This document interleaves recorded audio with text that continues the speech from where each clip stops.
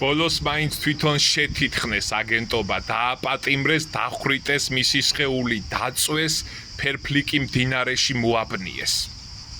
ასეა, რასაც სხვას ცუდს გაუკეთებ, ადრე თუ გვიან 10 იმდენი უკან დაგიბრუნდება ბოროტების სახით.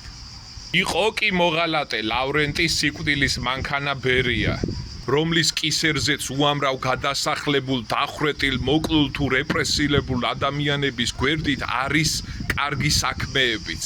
მაგალითად ის, რომ ჩაის ქარხნები აამუშავა, კორპუსები ააშენა არქიტექტურულად გადაგეგმა თბილისი. ასევე თბილისში ააშენა დინამოს სტადიონი, რომელიც თავიდან ლავრენტი ბერიას სახელობის იყო.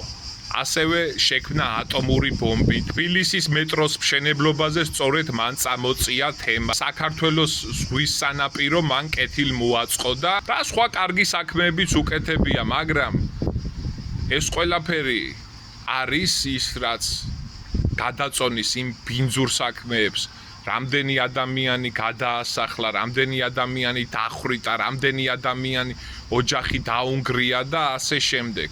სწორედ ამ რეპრესიების შემდეგ დააწინაურა იგი სტალინმა და საქართველოდან უკვე მოსკოვში დაიბარა და ერთ-ერთი დიდი პოსტი ჩააბარა. ფაქტობრივად სტალინის მერე ლავრენტი ბერია იყო.